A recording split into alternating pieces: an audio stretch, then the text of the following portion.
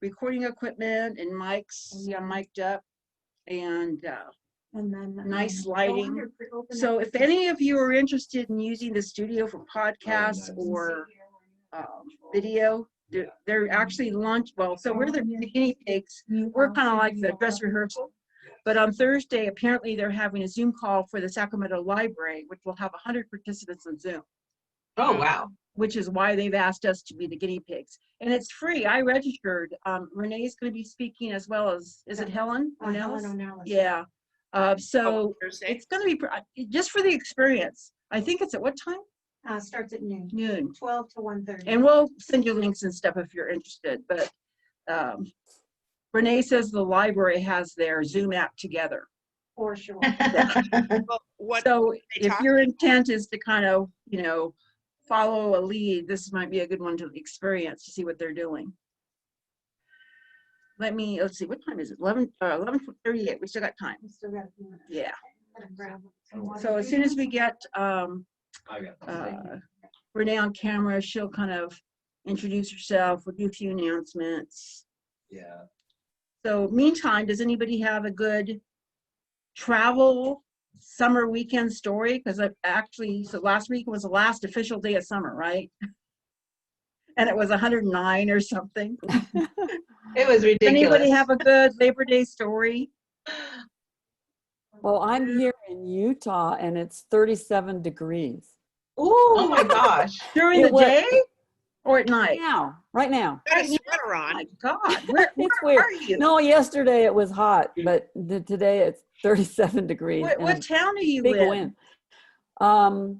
Peoa. Oh, I don't even know where that is. It's near Park City. It's a Honestly, little teeny town. I have some friends that are in Park City, and they said they got snow last night. They woke Oh up to I little saw light snow dusting. on cars. Yes, Doesn't I that was out sound this nice? morning. Really Very strange. It was really, really hot yesterday. nice. Maybe 90, but Oh my gosh. 80 or 90. Well, so the good news is supposed to be cooling down to 100. Yeah, I Yeah, saw I hear you. the weather. I hear Sacramento's getting that 100-degree break. Yeah, Yeah. we're down into I'm the in lowest. Seattle and it's absolutely perfect. Oh man. What part of 76, Seattle, Tanya? 77. Are you on the Federal coast? Way. Where? Right, Federal Way. Mm. It's off know of where that Puget is. Sound. Okay, nice. Anywhere close to the ocean will be mild. Love the ocean. Which we're hoping. Oh. We're still In doing Utah, the California smoke blew away last night. the California smoke. Yesterday, it was all smoky here. It's smoky in Nevada and Utah. Well, it blew into my Yeah. backyard, so it's all here today. So yes, we have the smoke. So I'm coughing, my eyes are still burning, my hair's falling out, and I'm gaining weight. Oh, no, that's not You got a fair. new job. But I'm happy. Me got a new too. job. Oh my gosh, I Yeah, don't want to update my Adobe Flash Player. Oh my gosh, that Adobe. popped up. All right, we got 5 more minutes. Hi, So, everybody. you see Renee? So Renee, why don't you tell them a I little saw bit Renee. about what's going on here? So thank you all for participating today and being a part of this experiment. Some of you may or may not know that I have an educational program called Enlightened Aging. And I bring in experts from our marketplace on various subject matter with regard to the aging population and some of the systems that are available to us as we, may need them. So as an example, a fiduciary, what is a fiduciary? Why do we need one? Do we need one? What do they do? And so I bring these experts in. I started at Sac State with my class last year. It was a big hit. We had in fact, we were on a waiting list. We've had some amazing speakers come in from the community, including researchers from UC Davis on dementia and Alzheimer's, and audiologists and neurologists that talk about the brain-ear connection, and just a lot of really cool subject matter. This semester, we're even moving into, dating as we're aging, alternative housing options, just lots of different fun subjects.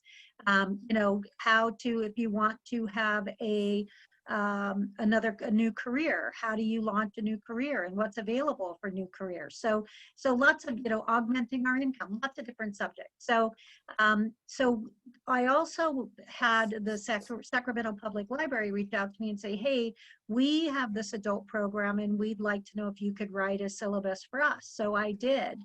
And the library has, I've got a 7-week session starting with them on Thursday, and my Sac State Renaissance session starts tomorrow.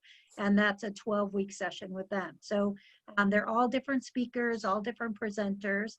And what I really wanted, and the reason that we moved into a studio, was I wanted to come into an environment where we could generate more energy. I, like most of you, spend a lot of time in Zoom meetings these days. And I really, it's fatiguing. And there is a reality called Zoom fatigue. And so my son is an audio video engineer. And so we got our heads together and said, hey, why don't we open up a studio? And so we have this little space, and he's here. You'll see him behind the desk. He's over there. There she is. Hello. I can't see what I'm showing. Yeah. Can you see him? Yeah. Barely. We'll have him the camera. Some of you have met him, but the idea behind the studio as well is Drew said, Pat, I miss you.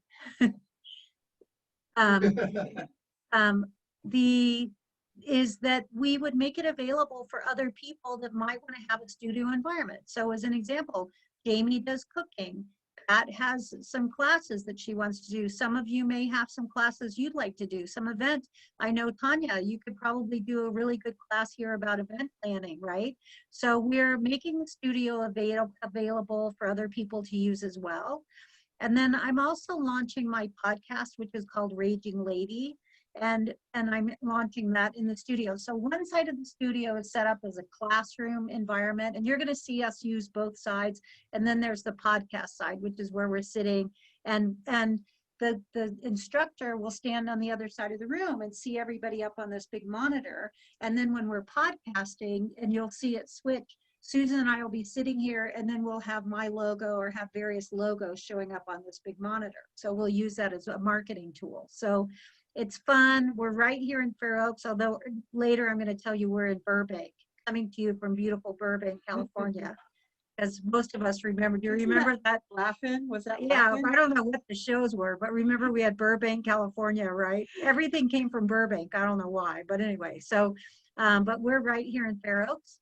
And so I'm excited to get started, and it looks like we're right on schedule. And I just want to thank you all for being here and participating today. So, and listen, open your chat, give us feedback. What I want to know, what I'm looking for is what do you feel about the energy? How do you like the movement? Tell me what the experience is from your point of view, okay? All right, so we're going to get started. Okay. So let me grab my monitor back. I'm going to start the recording. So far I'm batting, what is it? Do you bat 1,000? You bat 100? I don't know. You got 1,000. Bat 1,000, thank you. I think, is it 100 or not? You know, when you try to use a sports analogy, you don't know much about sports, it can kind of fall flat. Oops, I just lost myself. Here we go, Zoom. So I just want to make sure to record this. Do you, It's recording. can you record that, Drew? Yeah. You got it already? Yeah. Awesome, awesome. Yeah, Yay. so I'm gonna mute you, your.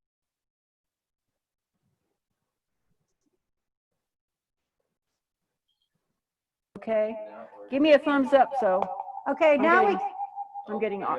Hang So on. Mute your audio on your laptop because it's coming out of there now. It shows I'm muted. Oh, mute your like this your speakers. Just turn your speakers all the way down on your computer. Okay. Hang on, guys.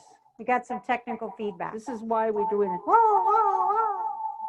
I'm sorry. Okay, how's this? Speakers off.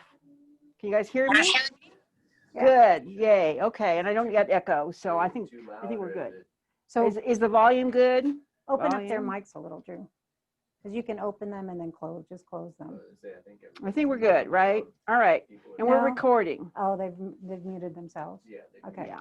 So again, this is the first meeting in September. We made it through the summer, guys. Remember, it doesn't seem like that long ago that we go, what? You're closing down the country? And we had to shift. So just to let you know, the last I heard from Randy Peters, they cannot open because of Placer County rules until the end of September. So we're in contact. As soon as we can, we'll do that. But right now, just plan on So I guess we're Zoom gonna do it a the little second different. and fourth Tuesdays It sounds like we're at gonna do it a little 11:45 different. as we've always been. Expect great speakers. We're actually going to have a couple things coming up just to let you know. We're going to be looking at making some modifications to the bylaws. So the first meeting in October will just be, we're not going to have a speaker. We're just talking about that.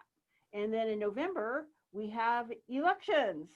So if you are thinking about serving on the board, helping to give back to PWN, because it takes a village, right? So please think about that, because we need your ideas, energy to keep things moving forward. So that's kind of coming up as well. And then fingers crossed, we will be live before then. But if not, in December, we've had our traditional gift exchange. And I am figuring out ways we can do something fun. It may not be exactly the way it's always been, but we're going to do something fun in December. So stay tuned for that. So there's going to be some good stuff coming for PWN through the rest of the year. Let's see. I think that's it for announcements right now. So Renee, are you going to go on camera now? Yeah. So Renee's just going to kind of do a little quick introduction, and then I'm going to introduce our speaker. We're trying different cameras. So they were getting Oh yeah, Susan's, now I see you. they were getting Susan's video through her, or her audio through So her I think speaker. I can change, let me change it Through to her speaker mic. mode to see, we're going to try an experiment. Speaker mode. All right, there we go. Yay. Hi. I'm seeing that. Okay. Hi, everybody. So really, normally we would open up your mics. Can we open up their mics? They can unmute themselves. If you can unmute yourselves. So just like we're in a classroom, right? If I'm teaching a class and I tell you, you know, people are losing their hair because of COVID, Pat might raise her hand and say, yeah, I want to say something. So Pat. Yeah, So- I'm Say in and something. out here. Oh, you got to unmute, honey. Are you muted? No, Is your mic muted, Pat? no, It says No, unmuted. she's fine. I'm not getting audio. We can hear. Can hear just fine. Susan, your audio is doing something weird because you're muted and we can hear you, but it's not Okay. very loud. Yeah, we're working on it. Hold on. Technical Wait, stuff. just switch back off. Tech.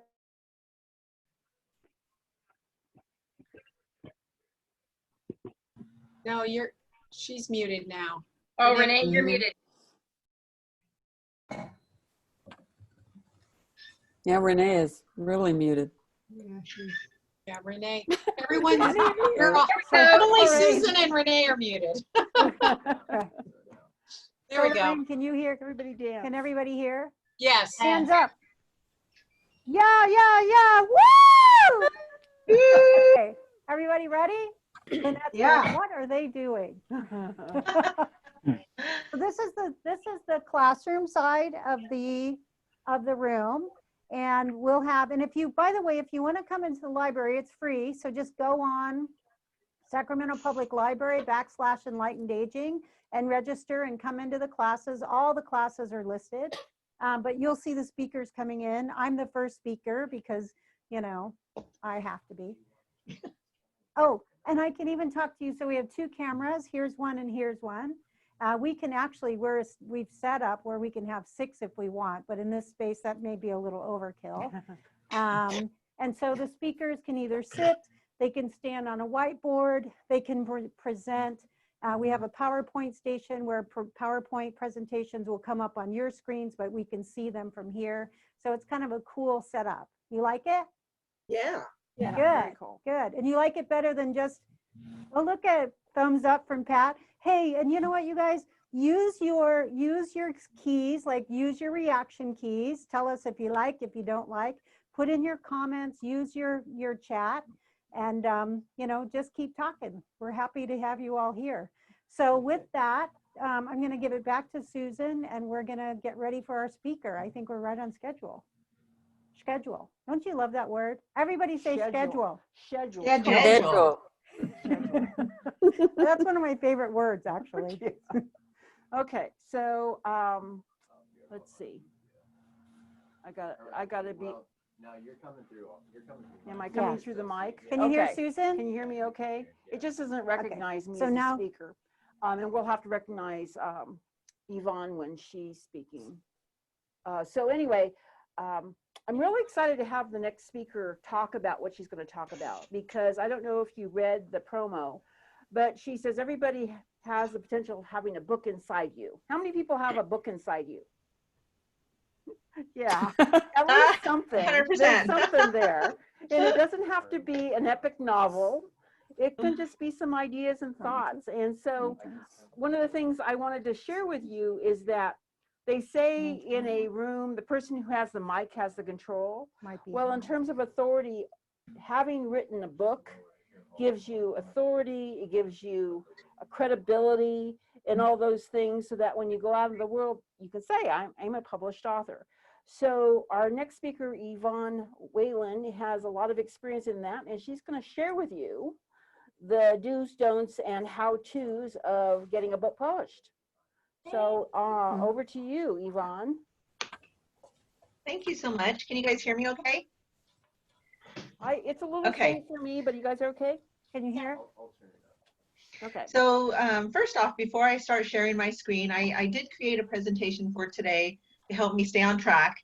And I'm really excited to be able to share this information. There are so many authors out there that sit down and try to write a book and they just don't know where to go. And truthfully, I was one of those authors. I'm not technically published yet. I'm working on it. I have a young adult thriller that I'm working on, and I'll share a little bit more about that during the presentation. But not many authors really know what to do when you're a new author. When you're a seasoned author, yeah, you've been through the process and it's a little different. But when you're a new author, you really don't know what to do or where to start. And so I'm hoping that today's tips that I go over with you will help you get started and eventually lead to you being published. So with that, I'm going to go ahead and share my screen.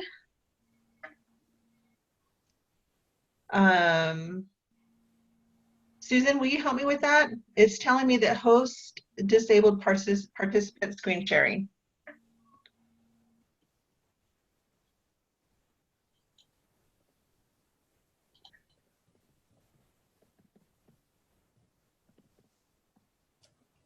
I'm still not able to share. Looks like she's working on it. It should be in a share screen right there.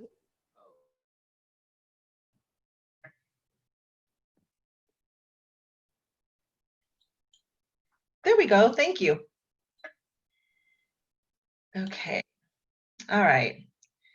So again, thank you so much for letting me have the opportunity to share this information with you. I think it's fun, it's informative, and hopefully it'll give you some direction. So I have created some tips for the new author on how to get started. So you're somebody who has a great idea for a book and you really don't know where to start or what to do first. So I have created some go-to tips that will help you get started. So the first is called the brain dump. So there is a difference between fiction and nonfiction. So I'm going to refer to nonfiction. I think that most everyone in this audience has an idea for a nonfiction book. So it's a brand supplement, or it's your memoir, or something to do with work, you know, in some fashion. We will get into the nonfiction a little bit, but I really wanted to focus with the nonfiction. So the brain dump is one of those things that is going to distinguish between the two, and we'll talk about that in just a few minutes. Then you want to chart it. The chart it is where you outline it, and there's a couple of different types of outlines that can be used. There's structure, and then there's grammar, content, and editing, and goals. And in between that, there are some points that I'm going to make that will also contribute to your goals and your decision making. So let's get right into it. So the brain dump. So a lot of people look at me like I'm crazy when I say, okay, you need to do a brain dump. But this is really important. When you're working with nonfiction, the idea is to get everything out of your head onto paper, whether it's a notebook that you carry around with you, or you have a designated file on your desktop or laptop. Just get it out. It's so interesting because, you know, the quote on the screen is by Ernest Hemingway, write drunk, edit sober. So what he means by that, or what he meant by that, is just get it on paper, get it down, get everything down. It doesn't matter what it sounds like, what it looks like. And then the sober part comes later when you're editing, because you want to edit to your audience. And then the next quote goes along with this: there is nothing to writing. All you do is sit down at the typewriter and bleed. So again, your brain dump. You want to just get everything out of your head, put it on paper, and it's important to just write. Just get it on paper. It doesn't matter right now what structure looks like. There's no organization. The idea here is to just get everything down that you want to see in your book. This is really important when you're working with nonfiction, because you want to make sure that you've got every point to your business that you want to see in your book. And this is where you start. So this is the brain dump. So the next item is the chart it. Now this is really interesting because there's so many different ideas about the chart it. And the two main types of charts that you're going to be familiar with will be the traditional outline. You've got your item 1, and then sub item A, B, and C, item 2, sub item A, B, and C, and so forth. That's one version. The other is called the snowflake. So you basically have your main topic in the center, and then you have your little fingers stretching out from your topic. So those are the two different types of outlines or charts that are most typically used. At this point, it's really not, it's not an exercise in editing or structure. It's really just starting to put structure. It's not really structure, but it's starting to move things around so they make sense. The interesting thing is Robin Cook, a medical thriller author. Is anybody familiar with Robin Cook? I used to love reading his work. So anyway, his idea is the chart it always comes first. He is a fan of plotting everything out on an outline first. So, you know, it really goes down to the personal preferences of the author, but for me, my preference is this comes after the brain dump. So this is the chart it. So that's tip number 2. And then structure. Now we're going to go into more in-depth information on the structure. And this is really where you organize your work in a way that will make sense. And then you will assign your chapter headings and then start really grouping. So I put this, you know, I equate this to, say, a cake recipe. So you have this fantastic chocolate cake recipe that you want to share with the world, and you need to structure it so it makes sense. So you're going to group your ingredients. That's going to be one chapter. You're going to group your process, and then you're going to group your tools. So you're not going to mix and match those. You're going to make sure that there's a definitive section for each group. And that's where this happens. This is in your structure. So if you're working on a business manual, for example, and you want to teach somebody how to write an essay, you're going to tell them, okay, so first you're going to structure the essay into your paragraphs, right? And each paragraph is going to have 3 or 4 sentences. And then from there, your next paragraph is going to be the next item of your essay, your main body. So your first paragraph will be your introduction, your center paragraph will be your main topic, and then your third paragraph will be the ending or conclusion. And that's just a basic basic essay structure, but that kind of gives you the idea of where I'm going with this. So this is really important. This is where you start organizing. And many people try to do this as they go. And my recommendation is not to do that. You don't want to get caught up in the minutia of structure. You want to get everything on paper first and chart it so that it starts to make sense. And then comes your structure. It's definitely a process, but if you follow the formula, I promise at the end, you'll be happy with the outcome. Okay, so that is structure. So now the next portion comes grammar, content, and editing. And one of the things I can tell you from personal experience is that you don't want to worry about this at the very beginning because it'll just throw you off everything. So I mentioned earlier that I'm working on a young adult thriller. It's a supernatural thriller. And my professional background has been in funeral homes. So I keep, I'm in the dump it stage, basically. It's a nonfiction, or it's a fiction, I'm sorry. And I'm in the dump it stage. So I'm writing, and I keep wanting to go back and edit like the embalming room, because I'm documenting in the story what happens when we have a decedent and we take them from picking them up to the point that they're presented for visitation. And I keep wanting to go edit because it is a young adult story, but it's not time yet. And I have to keep telling myself it's not time, just get it down, get it down. And I have to fight with myself because I want to soften the information. So this is actually where it happens. So I'm not here at this stage yet, which is frustrating me, but I understand the process, so I have to wait because I want to make sure I get everything else done first. So this is where we actually take and review the sentence and the paragraph. You're basically looking for that needle in the haystack.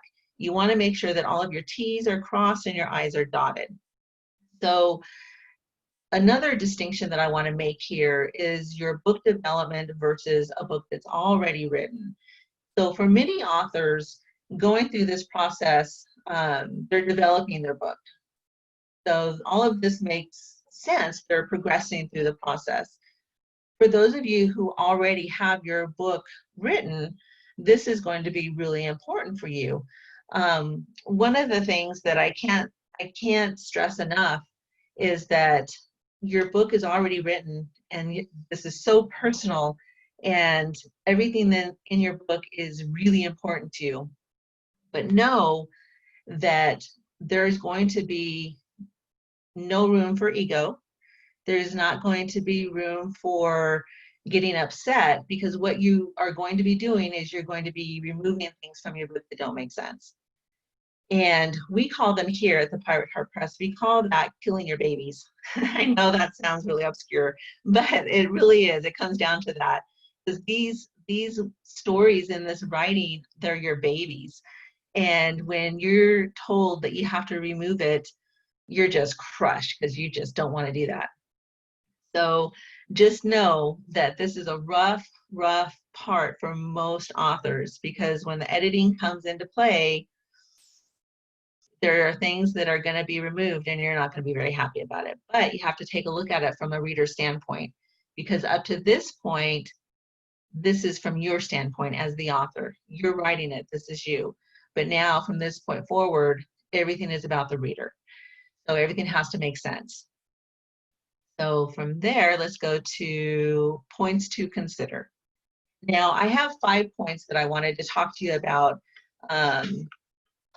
And they're on my writing tips, and we'll talk about the writing tips at the end of the presentation. But when you get to this point, these things that I'm going to mention to you are really vital when you get to the decision making. And they're the five who's. So the first one is, who is going to create your cover art? You need to think about what the presentation of your book is going to look like. And that's really important. And it doesn't matter if you have a business manual or if it's a work of fiction, that cover art is going to draw your reader in. and make them want to open the cover and read what's inside. So you need to do your research and figure out who's going to do that for you. Or if you're going to do it yourself, if you're savvy enough technology wise, and you can finagle images and create beautiful presentations, then maybe it's going to be you. So the next thing will be, the next point to think about is who's going to create your legals page. So your legals page is vital because it's going to not include you as the author and the title of your book, but it's going to give credit to your editor, who your publisher will be, who created your cover art, is your book copyrighted, and what your ISBN number will be. And I'll talk about the ISBN number again in just a minute. So that's your cover art and your legals page. So the next point to think about is your copyright. So who's going to submit your copyright for you? So your copyright is the only place where legally your work belongs to you. It's not your ISBN. It's not the fact that your name is on the book. It's the actual legal right to your work. And this is really vital because many people don't understand that if your book's not copyrighted, it truly isn't theirs. So something to think about. If you're familiar with copywriting, by all means, you're good. But if you're not, my suggestion is to research a company that will do the copywriting for you and make that work yours. Your ISBN number. Who's going to do your ISBN number for you? Now, the ISBN number is the International Standard Book Number, and there's no legality associated with this number. And really what it is, it's a product identifier. And depending on the type of book would depend on if you have a barcode that associates with your ISBN number. Now, if you print your book and you want to submit it to like some of these big bookstores, and I'm not talking like Amazon, because Amazon will help you with that too, with your barcode. But, some of these large bookstores that you walk into, they all have a barcode on them. And when you actually use your code identifier, say you have it on your phone or whatever, and you look at the barcode, it's going to tell you the name of the book, who your publisher is, the number that is assigned to your book, and where it's for sale, depending on who does the barcode for you. So the ISBN number is vital because most bookstores want an easy access product identifier, and that's the best way to go about doing it. And then you need to decide from an author standpoint who you're going to use to create that ISBN number. So really important, a thing to consider. The next point I wanted to talk about is who will be responsible for formatting your work based on your goals. So we're going to talk about goals in a moment and the different types of publishing. So along with the different types of publishing comes with different types of book formatting. So for example, KDP, Amazon, they have their own version of what the format should be on a book. Different readers have different formatting requirements, such as Nook or generic readers or smartphones, and then versus your computer or laptop. So all of those are things to consider, and we'll talk more about that when we talk about your goals. So from there, so the 5 who's: who will create your cover art, who will create your legals page, who will complete your copyright for you, and who will create your ISBN number, and who will do your book formatting. So really important. Now you don't have to necessarily write these down. I do have access for you to visit my website and get the tips yourself, but things to remember, really important. All right, so let's go to goals. So as an author, you need to decide what your goals are. I mean, the obvious goal is you want to be published, right? Everybody wants to be published who goes into the process of writing a book, whether it's a fiction or a nonfiction. But really the decision that needs to be made is how you want to go about doing that. So let's look at some of your options here. Oh, before that, let's talk about structure. So structure, I mentioned earlier the difference between nonfiction versus fiction. So when it's a nonfiction, you want to take a look at your brain dump and look at the like elements and start grouping those elements together and put them together kind of like a puzzle piece. You know, I talked about that cake recipe. You know, you're going to take all of your ingredients of a cake recipe and put them together. And then you're going to take your process and put your process outline together. I say outline, but you know the process that you're going to follow, 1, 2, 3, 4, and so forth. And then your tools. So that's your nonfiction. And then your fiction, it's really about sitting down and writing. And you're going to apply some of the same principles that you use in nonfiction, just a little different. So let's look at that. So nonfiction, you know, you want to take your brain dump and start moving things around. Now, if you're working on a computer, that's really easy. You know, you're going to take a look at your outline, and you're going to take all of your like elements and put them in the same area. And this is where you actually start seeing your chapters and your sentences emerge. And it's really, I love this part of the process. I despite starting Pyrateheart Press just a year ago, Ross and I have actually been publishing with a group of authors for 5 years. And my husband is actually a published author himself. So this part of the process is very fascinating because you look at this work and it's all just, it looks jumbled, but then you start really analyzing it and looking at it and seeing the like items. It's like, oh my gosh, this really does make sense, because you can start moving things around. And that's really the fun thing, is you're uncovering your puzzle. So that's what you want to do with your nonfiction. So with your structure, it'll start showing you what belongs together. And then when it comes to fiction, you know, I talked a little bit about fiction earlier. You're still going through the process of grouping, but you're not working with like a traditional brain dump, sorry. You're just going through and working with what you've written.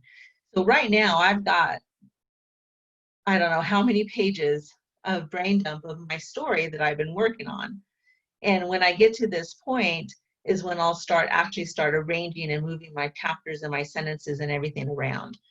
The one point I wanted to talk about here, which I mentioned earlier, is that you will have your first draft. Now, many authors in a work of fiction feel that their first draft is stellar. And oh my gosh, that is so far from the truth. So one thing to be aware of, your first draft and your final draft will be so different. And a lot of times really unrecognizable as the same work. So again, keep in mind, when you finish your structure and you start going through the editing process, all of that is going to change. You may have a beautiful work of art on your first draft, but just know as you go through the process and you get to your final draft, there will be some changes, and you may be in mourning for those babies that were killed, but just know it's going to happen. And one of the things I want to stress here too, for anything that you remove out of your book because it doesn't fit, create a file for it. Put it in a file, save it for another time, because it may be an opportunity for a second book in a series or a new idea. So never, when you kill your babies, don't throw them away. Just stick them in your file, because you may use them again. All right, so that was structure. So your publication options, there are several. And this is really interesting for most people when I sit down and talk to them about what they're looking for. There are really several deciding factors that come down to when you make your final decision. You know, one of them is budget. What is your budget? What is your time? You know, what are you willing to give up? Or, you know, are you profit minded? Do you really want to make money on this? Or is it something that you just want to get out and share the information? So all things to think about. And when you get to this point, my suggestion is when you start to research, you know, the type of publication you want to go for, is really sit down and write what your goals are. You know, what do you want to accomplish with your work? Is it a work that you want to just share and have everybody have a copy for reference? Is it something that you hope to make money from? Or, you know, just what is it? What are your goals? So do that, and this will help you through this next process. So let's talk about mainstream publishing. this would be like your Random House or, oh gosh, even like Hallmark, some of the big publishing houses. So there are many benefits to using the big publishing houses. If they take a look at your work and they decide that there is a potential for high sales, they will pay more of a higher advance out front than in the back, or even less of an advance. So that's kind of nice. You get more of a return sooner rather than later. They will do all the work. They will do all of your editing services, your marketing, etc. They'll do everything for you. They're physical books, so they're hard copy paperbacks. They always appear more polished, more professional, and higher quality. I mean, they have more money to throw into the pot. So, definitely there's a difference in appearance. Using a mainstream publisher will automatically elevate you to a credible author. When people think of authors who have published through Hallmark because they're known, or through Random House, people think that you automatically know what you're talking about and you know what you're doing. So here are the cons. So the first con is you have to find an agent. And this is tough for a lot of authors, especially right now, which I don't understand. But right now I'm seeing all the things that I'm reading. The agents are really very particular about who they're taking right now. See, all of the mainstream publishers require that you have an agent to present your work. So you have to find an agent who's willing to work with you. And that can take time. Not only does it take research because you want to find the right agent to represent you, and there's personality and all of that that takes part in the decision. So that is time consuming. The next thing is you are at the mercy of the editor for content edits and or deciding on the book length, and you're responsible for meeting those requests. So what that means is either the editor will take your work and they'll make all of the edits and you won't have a say on what happens, or they'll take the book and say, I need you to take it from 37,000 words to 500 words. And so now you are responsible for taking your work and cutting it down from being this big to this big, and not having any direction on what is the best parts to keep and what is the best parts to discard. So it's a very tough part of the process for most authors. The other thing that is a con is they'll schedule the book for release, which can take time if the publisher uses a queue process. So what that means, if they've got 10 authors they're working with in front of you, their books are going to come first. So you get pushed back until those publications are completed and you get moved up in line from there. So nothing happens very quickly and you don't have any control of when publication happens. You may be ready to publish now, but if there are 10 authors in front of you with books ready to publish, they're going to do those first. So that's kind of a hard process there. Sales, so you only receive a portion of the sales. So typically, mainstream publishers will give an author 30% of their sales, their ebook sales, to the author, and then 8% for the rest. So if it's a hardback or paperback, then the author will make 8%. So it's typically as an unknown author. So if you're an unknown author going into a mainstream publishing house, just know that your sales for the most part will be less until you become known and recognized. So hard facts there, but there are many benefits to this as well. And so let's take a look at self-publish using your website. So if you're an author that is determined to do everything yourself and publish your work on your website, these are the benefits. So you have control over every aspect of the process and who you use. This includes editing and polishing, formatting and publishing, who does your cover art, who does your marketing, and you keep 100% of the sales. Now, the cons to this is it takes time to research the companies for editing, cover art, formatting, copywriting, ISBN, and so forth. I know it sounds big, and it is, but if you're an author who wants to take full control of it, these are things to think about. You're also responsible for marketing your book, and it can be a full-time job. You're always talking about your work that's out for sale or will be out for sale, and publishing and it just becomes a full-time job. Everything is self-funded. So unless you're able to get a small business loan or some kind of a investor loan that will help you along the way, everything comes out of your pocket. And sales are hard to come by. When you have an author who is self-publishing on their own website, a lot of the times they're unknown. And unless their marketing plan is pretty sound and really putting their name out there and the book out there, sales will be slow. You'll start out maybe not having any and then maybe gearing up as you become more known. So that's kind of frustrating if that's your goal. So let's talk about self-publishing using KDP or Amazon. So the benefits is you have control over every aspect of the process and who you use. Now this is for your editing and your polishing, including your formatting and your publishing to KDP. Now Amazon is really great in the respect that they have options to help you with your book covers, your marketing, and your ads. And depending on the price structure of your book, depends on what percentage of sales that you keep. So for example, if your book is like $9, for example, $9.99, your portion that you get to keep would be 70%. If your book is for sale for $2.99, it's going to be flip-flop. You may only get 30%. So depending on the structure, it can be a benefit. And then, Amazon has many different options for publishing, which includes your audiobooks and your paper and your hardback and your paperback. So the cons. So it takes time, again, to research the companies for editing, cover art, etc., unless you do it yourself. You have to format to their requirements. KDP and Amazon is very specific on how the book is formatting or formatted.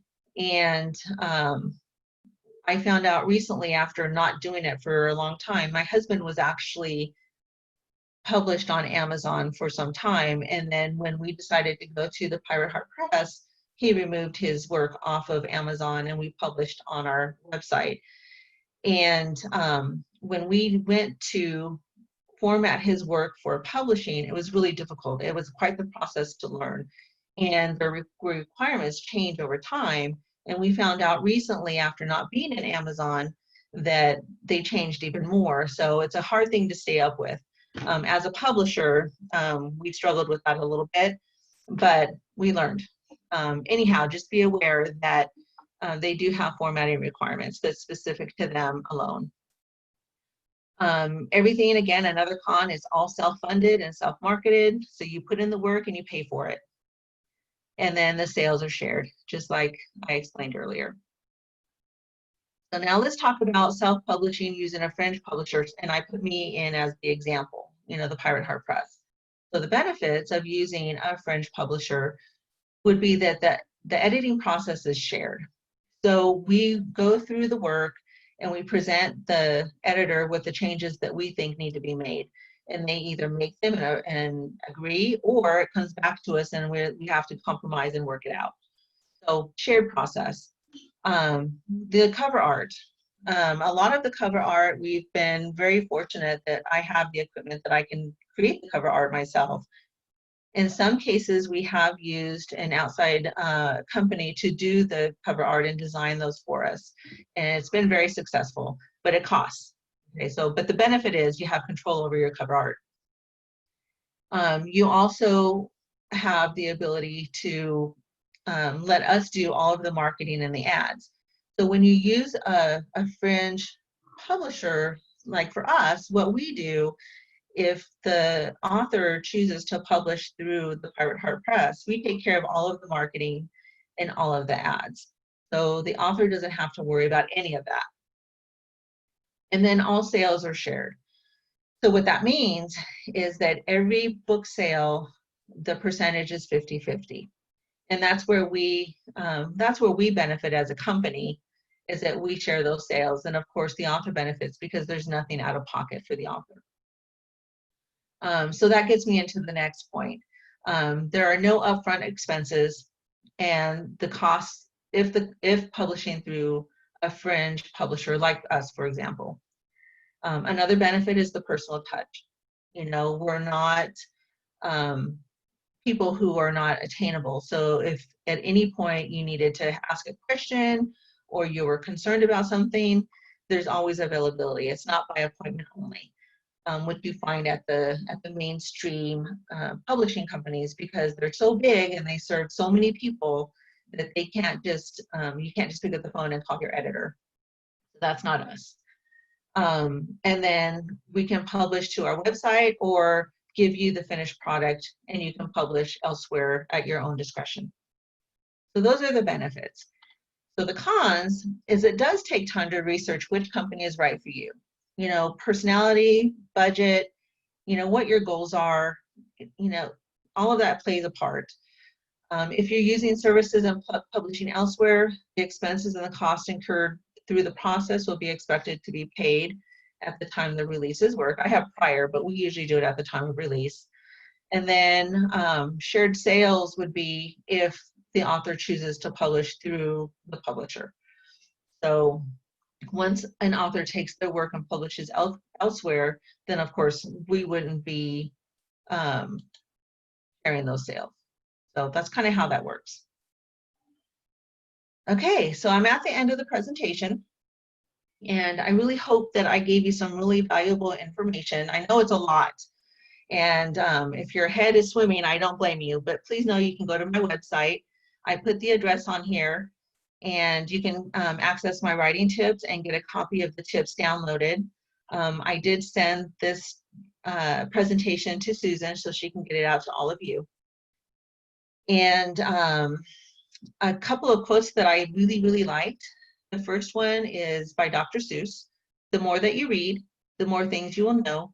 The more you learn, the more places you'll go. And this is really something that is close to my heart. And I thought of it because it's also National Literacy Month. So fun stuff. Dr. Seuss is a very smart person. And then a couple of quotes from Stephen King and Patricia Cornwell, and both of them have provided writing tips to the community, the writing community. And Stephen King actually has a book out on how to write a fictional novel.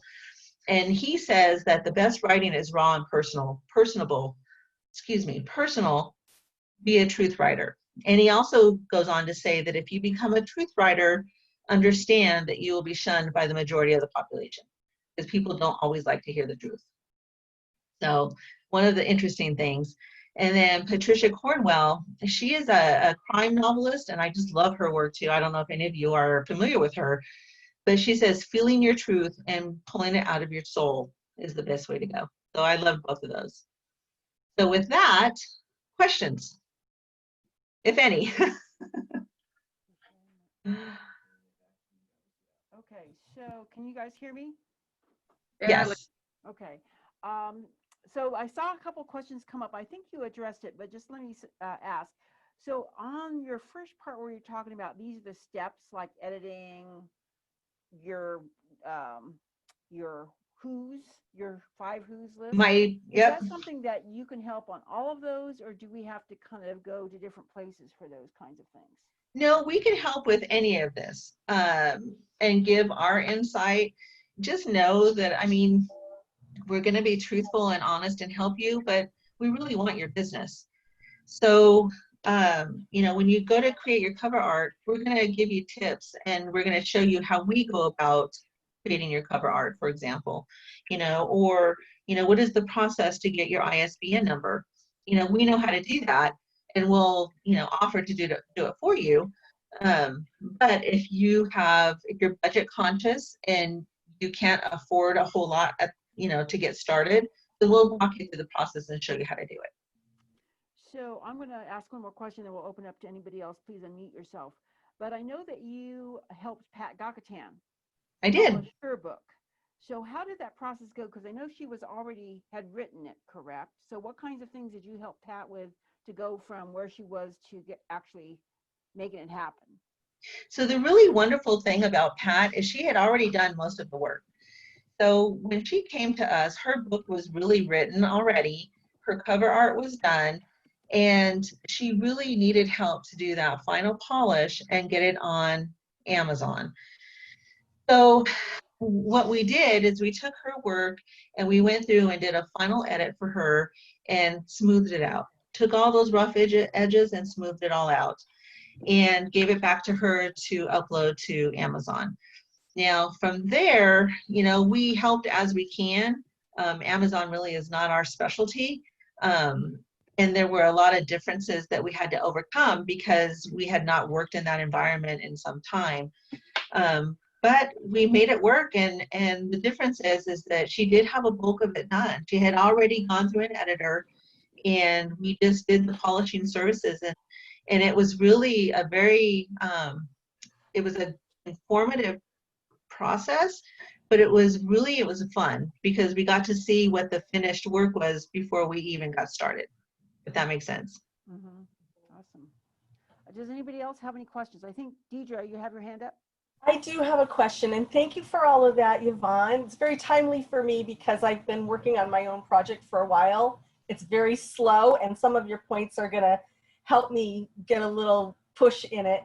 But yeah, so one of the things that has slowed me down the most is I have the intellectual property, I have the content and the flow of it, but I want to come out with my own writing style. And that's, I know, like an artist saying, I want my own artist style. I mean, it's like a life quest. Right. Right? Do you have any resources for that? Any good places to go and tips on how to? You know, I was actually looking at that this morning because I was trying to, you know, find some of the quotes and stuff that I wanted to share. And there is a lot out there. I would Google it. There's a lot of information about writing styles, and there's different writing styles depending on the genre, if it's a fiction or nonfiction. You know, if you're writing a pamphlet or a brand supplement of some self-help, you know, there's a lot of different ways. A really good example of a unique writing style, I'd have to say, would be Pat's book, because she put so much thought of wanting to include fun and chi into her book, that she created it in a way that she could incorporate those elements into her book. And in doing so, that really created her own writing style. It didn't mimic anybody else. And that's, you know, probably the best way to approach it. You know, if you want to create your own writing style or way of presenting information, is to incorporate pieces of you and really make it personal. I like it. Thank you. You're welcome. I got goosebumps. Yay. Any other questions from the field? So I have, this is Renee, I have a question, and I'm sitting here looking over Susan's shoulder with her computer. Hi. Hi, thank you so much for your presentation, it was great. How about ebook?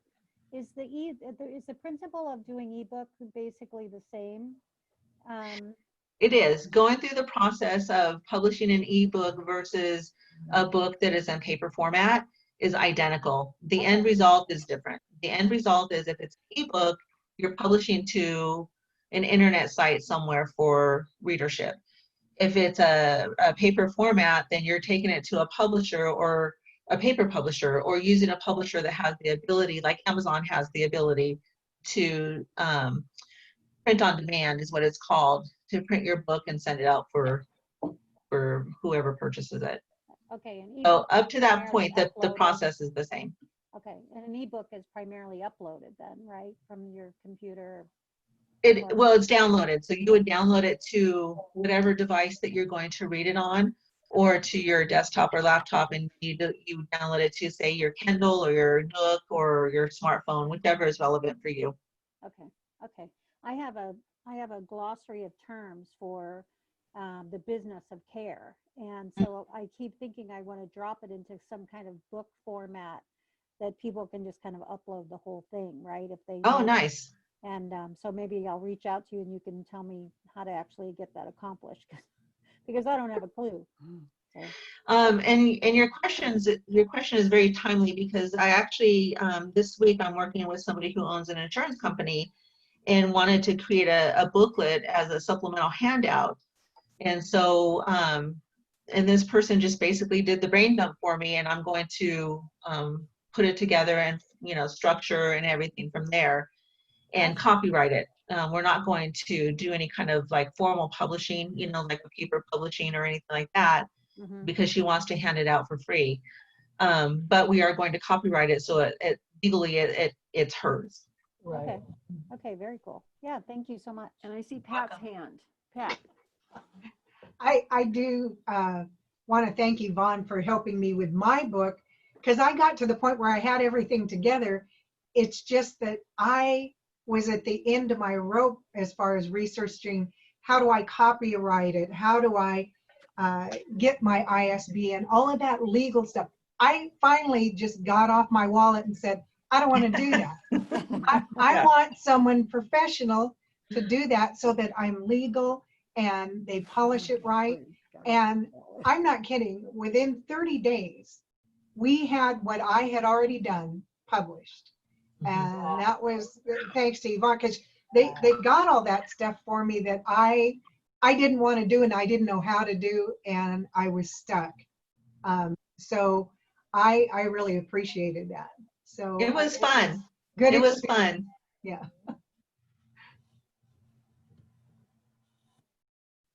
Well, Yvonne, I just want to say that was an amazing presentation, very well organized and lots of information. Thank you. No, really well done. Thank you. Thank you. I have a question. Go ahead. What would be a typical budget to start with if you are planning on having a book? That's a good question. Well, if you're an author who wants to self-publish everything 100%, that means you're going to also fund it 100%.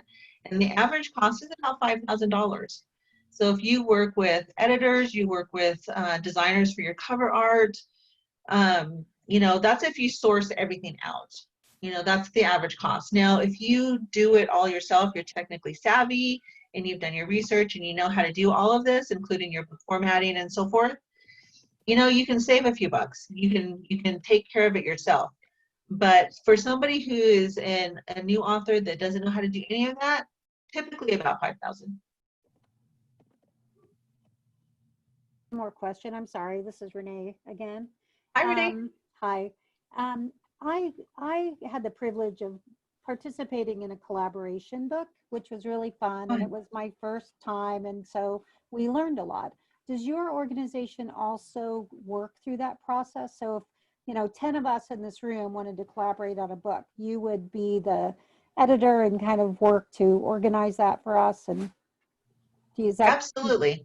Okay. So we, all of the books that we've published on our site have been through collaboration with several authors.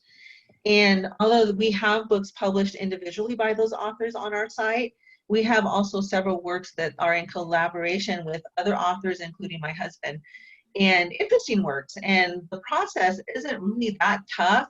It just takes that coordination and taking the end where it left off and beginning with the new section of, you know, with the new author. So it's not a tough thing to do. It just takes coordination. Okay, thank you. Did you see You're that? welcome. The resound part. Okay, any other questions? All right, well, let's give Yvonne a hand. Yeah.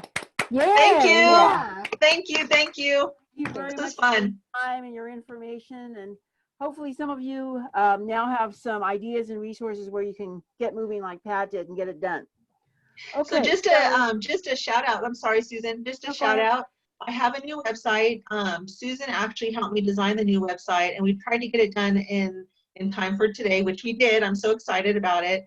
But on the presentation on that last page is where you can find the writing tips.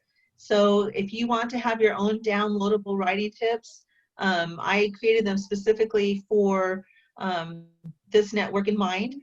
And so please check them out and download them, and hopefully they can help you. I would love to see every single one of you published.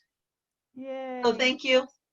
We're gonna try to pull up the website and share it. So it's actually pyrateheartpress.com. And if you sign up for Yvonne's newsletter, you'll get the tips that she referred to, some writing tips that weren't covered today. And you can actually buy some of the books that she mentioned before. So she mentioned you can sell your works online. So there's a store that she can sell the 3 different formats. I'm learning a lot about ebooks. Yeah. There's the Mobi format, the EPUB format, and the PDF format. Oh my God, you're scaring me. Oh my God. Yeah. Not that scary. It sounds scary, but it's not that scary. He's going to try and pull that up. So let's go ahead. We're going to get going into our 30-second commercials, and I'm looking at my clock here. Based on how many people I have, if you're really, really good, I'm going to give each of you a minute. But please be on time. While we're working on that, Deidre, can you take about 30, 40 seconds just to talk about what you're going to talk about next meeting? Yes, thank you. Yes, September 22nd, Tuesday, same time, same place. I'm so excited to be presenting Journey on Personal Awakening. Journey of Personal Awakening helps you to discover new and very unique ways to create new volumes of inspiration within yourself to accomplish whatever it is you want to accomplish, from writing a book, expressing, to living your life fully, to accomplishing your very best life and even your most faraway dreams. So I cannot wait to share that with you, and I look forward to it. Definitely come and join us and share it with your friends. Have everybody come here. I'd love for it to be a big inspirational party. Inspirational party, we need that. Okay, I think I'm going to take this out of speaker mode if I can. There it is. Put it back in gallery mode. We'll see what happens. Oops, there we go. All right, now I can see everybody. All right, so again, let's see. First of all, I'm not seeing our guest, Lynette. Lynette, you're a guest here today. Let's all welcome Lynette. Hey! Yay! Lynette, so you are a guest of Yvonne, is that true? Of Yvonne. Yay, well, welcome. Where are you from? Are you in the Sacramento area? Because you could be anywhere. I live in Roseville. Okay. But my office is in Sacramento. Well, we're glad you're here. Right now, our members are going to do their 30 or 60-second commercial. So again, let me look at for Lorraine. Lorraine, do we have any featured speakers today? No. Okay, so everybody gets a minute. If you have 2 businesses, you get 2 minutes, but you have to let me know, okay? So we're going to start with Pat Gakatan. And I got the timer here, so look for me if your time is up. Can you guys hear me okay? Okay. Yeah. Is this on? Anyway, I'm Pat Gakatan from Feng Shui, and I am a humorous motivational speaker and trainer and an author. I just love adding that to my resume. My ebook is out there, and I actually am in the process of getting my book printed. And as Yvonne was saying, you have to go through several steps. I'm doing my best to go through that, and I'm hoping that's going to be finished really soon, so I can get some hard copies that I could sell at my presentations or at my training. And because I want to have a book signing, and right now I invited all my stuffed animals and stuff to come to the book signing, and it's been pretty nice. But I want to be able to sell those in the back of the room when I do my training. That's it. Yay! Okay, next up, Roxanne O'More. I'm still thinking about stuffed animals. Hi, everybody. I'm Roxanne O'More. I'm an advanced director with Pampered Chef. The catalog just came out September 1st, celebrating our 40 years. So we've got an entire new line of stoneware. It's called Fusion Stoneware. So it's everything you've always loved, but now it goes in the dishwasher, and it is broiler safe. So no more of those kind of scary things. Of course, I'm still doing virtual parties. I would love to have any of you that have not yet hosted with me host a virtual party. They are fun, they are easy, and they are very, very rewarding. The catalog has 35 new products. And if you haven't seen one in a while, we are not your mama's Pampered Chef. We have amazing electrical power tools now, from air fryers to quick cookers to a blender there's nothing else like it on the market. It actually cooks while it blends. So I'd love to be able to shower you. Yay, good job. Thank you. Okay, let's go to Janelle. Hi, Hello, everyone. Nice to see you. I'm Janelle Tannehill. I'm your decorator, taking care of people's homes. This month, I'm very excited because I have a special Zoom series that I've launched, and it is going to be on the first Monday of every month at 4:00 p.m. And you can come and learn about lighting or flooring or how to accessorize or tourism or trends and updates, all of it. And so this month we have, it's called A Date with Design, and we have a special speaker, and they are a lighting store. They're a national online lighting store, and they're gonna tell us all the tips and hints of how we can update our lighting. And you know, we're all home right now, and we're all looking at ourselves in, you know, probably antiquated somewhat lights. And so it'd be nice to just do a few quick switches for your home in the lighting department. So thank you so much. Perfect. 58 seconds. I didn't even have to give you a little tea thing. Awesome job. Now, Katrina, we haven't seen you for a while, so it's good to see you. Technically, only our current members, I don't believe you're still a current member, right? But give us 30 seconds. We're glad you're here. We hope you rejoin, so take 30 seconds. Go.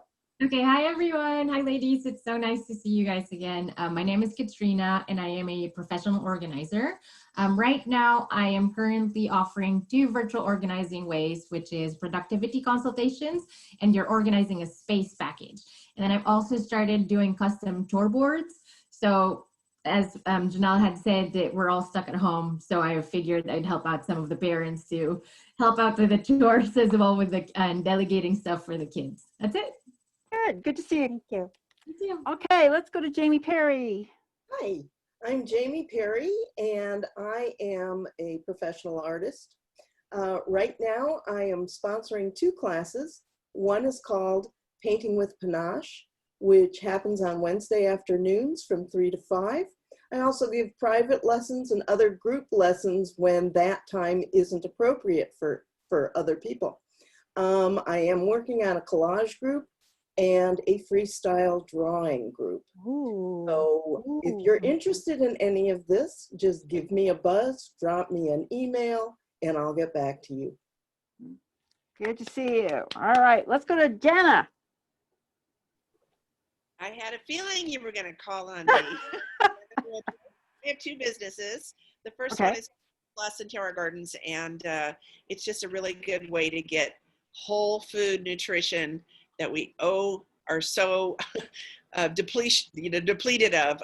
We just don't get the nutrition that we used to get 50 years ago. The broccoli today is not our mama's broccoli, to stick with that thing. Anyway, it's just a great way to fill in those nutritional gaps, and we have a great program to where children can get their Juice Plus for free with an adult sponsor. And then my second business is For Life. Our product Transfer Factors, our premier product is the Transfer Factors, which we just are all probably needing more of that. It's really not a nutritional product. It's not an herb or a mineral, but it is something that is natural that we do need, and it lives in our white blood cells, and we need to continually be feeding that because our white blood cells, they don't last as long as our red blood cells. They're dying off all the time. And so it's just a great way. Probiotics are another product that we have that's really important. And I just found out recently that probiotics, not only good for brain health and for gut health, but it also helps guard against osteoporosis too. So anyway, just great products, and I'm happy to represent both of them to you. That's it.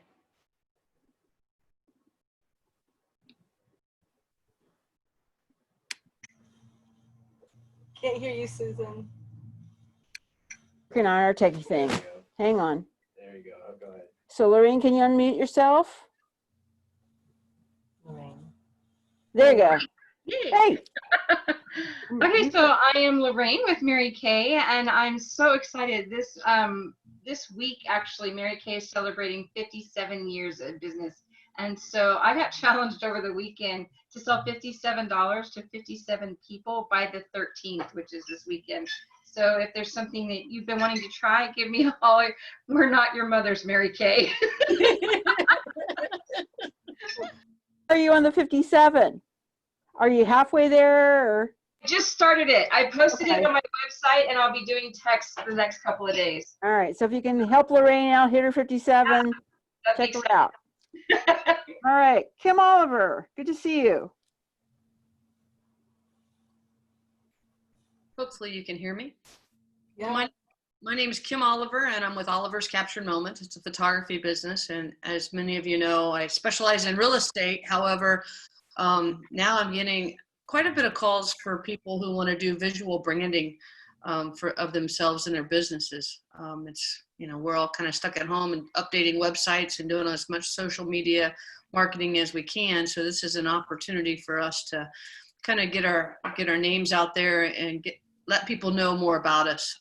So visual branding, normally that's 2 to 3 different sessions. It's typically in an office with backdrops and also like outdoors, lots of different poses.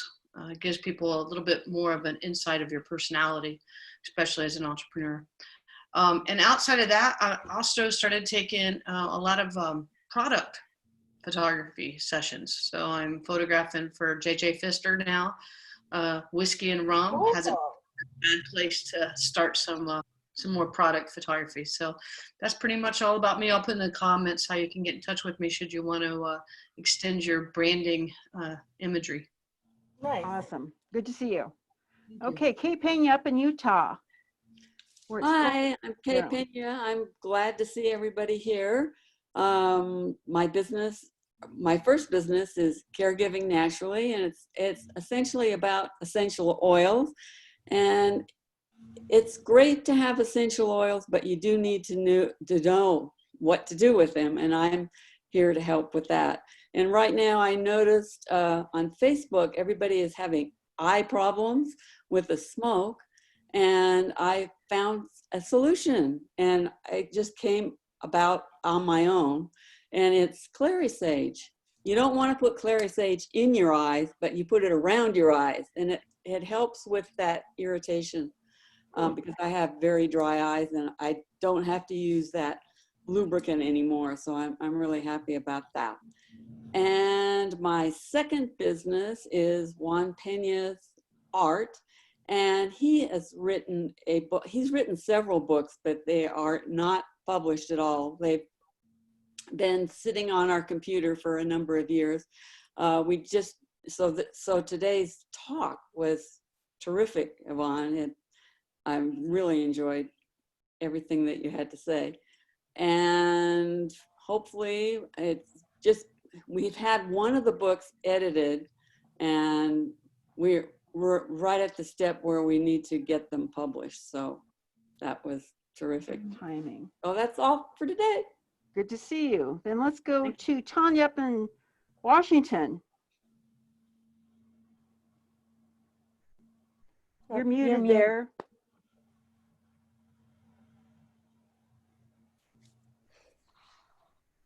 Okay. All right. Hi, everyone. I'm Tanya Tyus Parker of Legendary Events. I'm here in Seattle visiting and having a great time with the new grandbaby. And I'll be working on a couple of new events coming up. I have one in October 9th and 10th.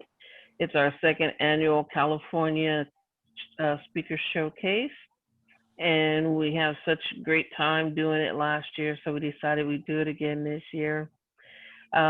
We did do, and I want to thank Pat Gatan for being at our Legendary Women of Influence. Oh my God, she was a riot. The ladies loved her. And I think we had about 85 people in attendance at that. So it was a real Zoom fiasco. I mean, fiesta. It wasn't a fiasco. But the 9th and 10th of October, we hope to see you there. Okay, good to see you, Tanya. And Deidre. Hey everyone, I am an artist, lifelong artist. I'm actually a master certified instructor, but my career has taken on and evolved through a whole lot of colors over not only the last couple of years, but the last couple of months.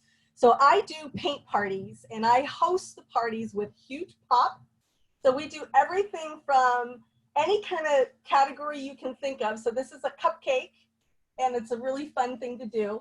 But I also do much more serious parties and paintings. So here's something that's a little bit more meaningful. And I don't know if you can tell, but that's a pendulum in this crow's mouth. But anyways, I custom create all kinds of concepts and parties for young and old, multi-generational, very high-end courses in the sense of aesthetic learning and growing. And then last but not least, I was just recently hired as the executive director for the Lincoln Arts Center. And I could not be more thrilled to say that to you and to be doing it for so many reasons I can share later. So Brush of Creativity, Deidre Trudeau. Thank you. Oh, okay. So let's hear from Renee. Oh, I want to look at that camera. We're getting camera. There we Okay, go. we're switching camera angles. So here I am speaking to you from Primo Studios and from our podcast area. My name is Renee Balcom, and I have multiple things that I'm doing, but my primary business is working and serving families that are caring for elders. I do education, I do consulting. I'm getting ready to launch a podcast, and I've just got a lot of irons in the fire. So yeah, so Renee at reneecompany.com is my email, Renee Company, www.reneecompany.com, and check us out at the Silver Lining Network. Thank you. .com. .com. Correct. Okay, so I'm Susan, last one. I've got two businesses. So, So you can look at the one of camera. the things, oh, I'm looking at this camera. Oh. Yeah. So anyway, one of the things I've been working on is a Widget Wednesday. So tomorrow I am doing a Widget Wednesday on something that I've needed more help on, and I'm pretty sure many of you do. So how many plates do you spin in a day with your business, with all your other life activities? How many balls are you juggling? And if it's more than just a few, you probably need a little help. One of the things that will help you is technology. If you've not heard of a customer relationship management system, it basically takes what you need to know about an incoming potential customer. It may be a lead that you're nurturing into a sale, or what happens to the sale after they become a customer to make sure that they remain happy, they get their questions answered, etc. I was just thinking about this. They say you shouldn't keep all your eggs in one basket, right? You've heard that. Well, in the case of your life, you don't want your life in 12 different baskets because it's really hard to manage. And a CRM is basically meant to have most of your things in one place so you can see the big picture so that you can manage it without going crazy. So if you have an interest in that, please check out tomorrow. It's at 8:30. It's on my website, which I have just redone. You can go to xlnetworks.com. And it's got my 3 divisions of my company, my Get Your Knitting Gear, Blaze, yourbrand.com, which is relatively new, as well as an online course system that we're developing. So if you need help with technology, I offer free digital diagnostic as well as free webinars. Reach me at susan@getyourknittinggear.com. And that's me. Okay, everyone, it is now 1 o'clock straight up. Yeah. So we don't have a lot of time left, but I will say please join us in 2 weeks for Deidre's presentation. Bring friends because there's a lot of room in this Zoom room. Yep. We can have up to 100, I think. So bring some people to check us out because we are growing membership. We get new applications all the time.